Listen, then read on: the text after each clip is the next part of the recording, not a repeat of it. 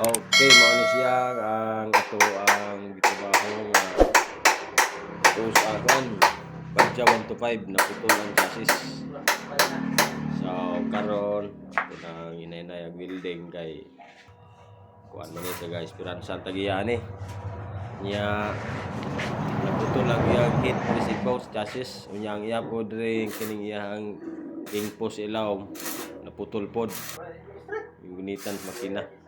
So, puro siya putol na disalign na gani siya muna nga ato yung gitarong anay. So mga Pilipinas muna itong gitrabaho rong ang adlaw ang iyahang motor kay naputol ikaw ang chassis. Kuha naman gud sa kadugayon na siguro ni sa iyahang motor mga 4 years na daw plus. So kay tura-tura ni niya perminti puno sa karga muni nga kuan na putol nga dugay sa ang iyahang chassis sa iyang Badja 1 to 5. So mo ni atong gitrabaho.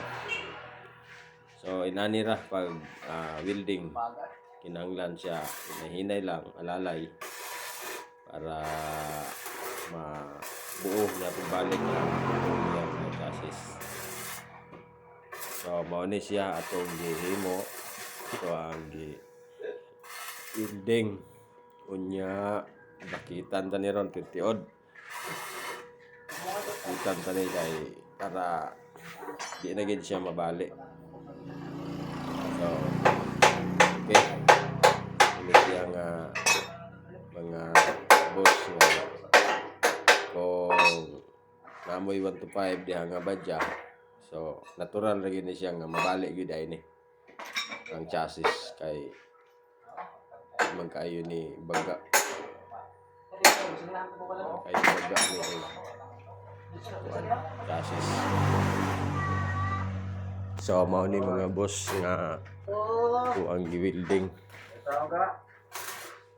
kay para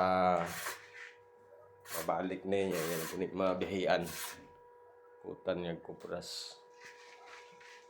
Okay. Okay, mao na siya no ang atong kuanon na bilingon ug todo. So murag medyo damo-damo gingrad ani magamit kay kuan man ni putol in taon, putol gid siya. So inani ra pag maneho nga buildingon pud hapon. Una siyang sulbad ra sa kuan sa iyahang putol nga chassis. Okay.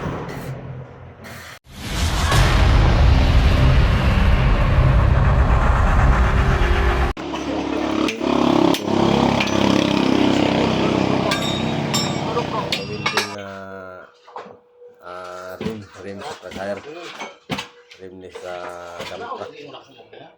So ato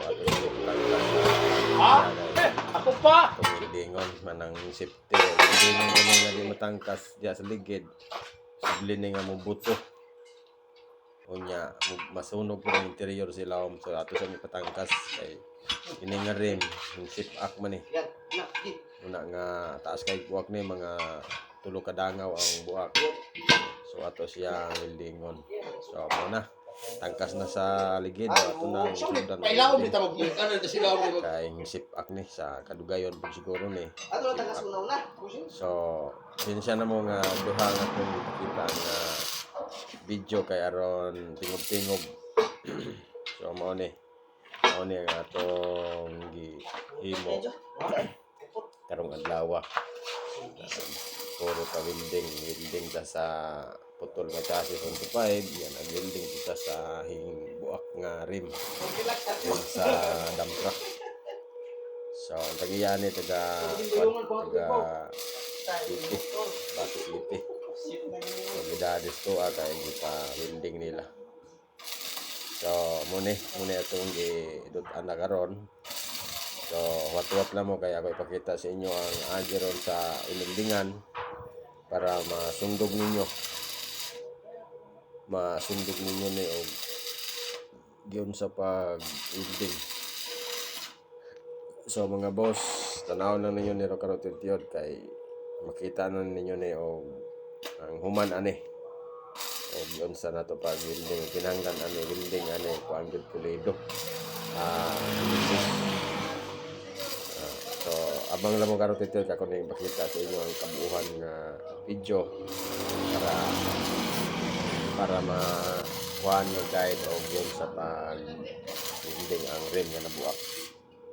So amo ni abangan nyo ni karong tiod kay